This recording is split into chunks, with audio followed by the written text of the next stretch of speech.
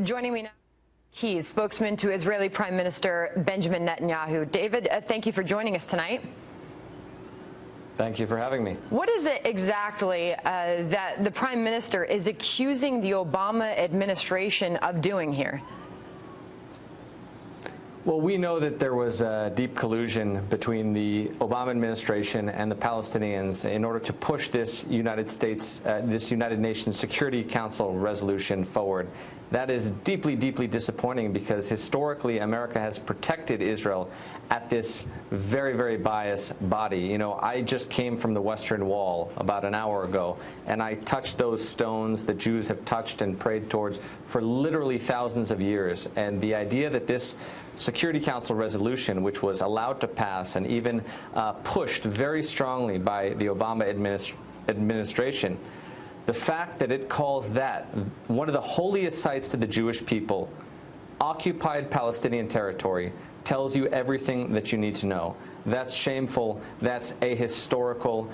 It flies in the face of thousands of years of Jewish history, and it's simply untrue. And that's why Israel was so deeply disappointed by this resolution and America's involvement in the passage of this resolution. But to be clear, David, you're not just saying that this was a deliberate push by the Obama administration. You have said on the record that they have helped create the resolution, which the White House is denying. In their statement, they say the Egyptians are the ones who began circulating an earlier draft of the resolution. Do you not take the White House at their word?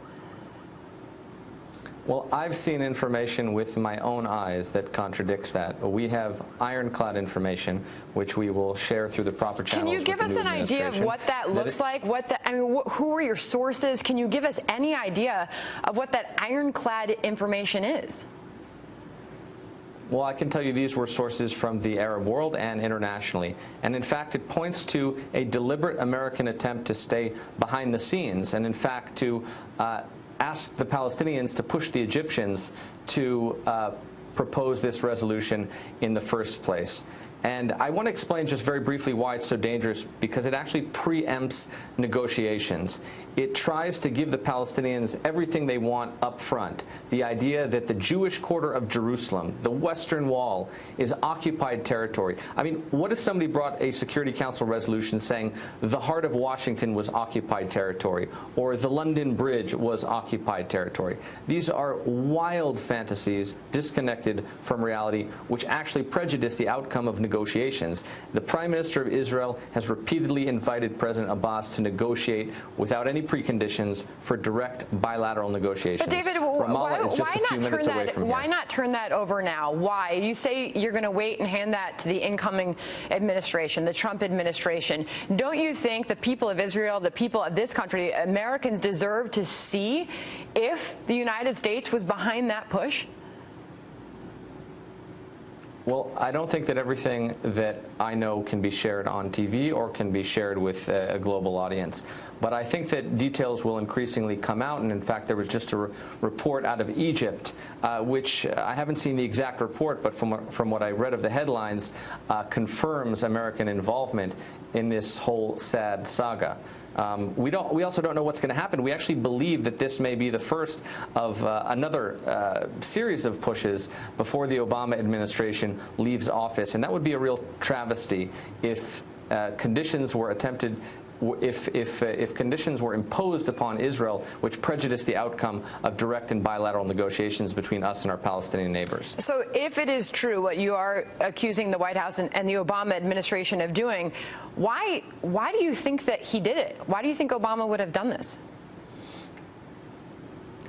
Well, you'd have to ask him that question, but I think that unfortunately this has been a mindset perhaps from the beginning of the Obama administration, seeing the presence of Jews in the West Bank as perhaps the great barrier to peace. Of course, that is simply not true, because the conflict started long before there were any Jews in the West Bank, and even after Israel withdrew every settler from Gaza, we didn't get peace, we actually got war. 20,000 missiles on the heads of Israel's civilians. So what I hope happens is that the Obama administration ceases this assault on Israel, frankly, using diplomatic forums, certainly biased forums like the Security Council, which has spent far too much time lambasting the Middle East's one liberal democracy and too little time shining a light on the mass-murdering dictators like Bashar al-Assad. So let's talk about the fact that Secretary of State John Kerry is going to be making a public address tomorrow. What do you expect from that? Well, unfortunately, there seems to be some indications that there may be further pushes, perhaps using other states as frontmen in order to pressure Israel. But what would really be helpful to the peace process is if the Obama administration actually asked from the Palestinians to recognize Israel as a Jewish state, to meet with Israel's prime minister, who has repeatedly offered even to go to the parliament in Ramallah for peace talks. It would be very helpful if there was greater pressure on the Palestinian government to stop paying anyone who murders an Israeli. Let me repeat that. Anyone who murders an Israeli gets a monthly salary from the Palestinian government. Those are the real barriers to peace. And unfortunately, far too much time has been put pressuring Israel in diplomatic forums. That's not good for peace. That actually pushes peace a lot further away. All right, and this is obviously pushing the discussion of what is the future of the UN.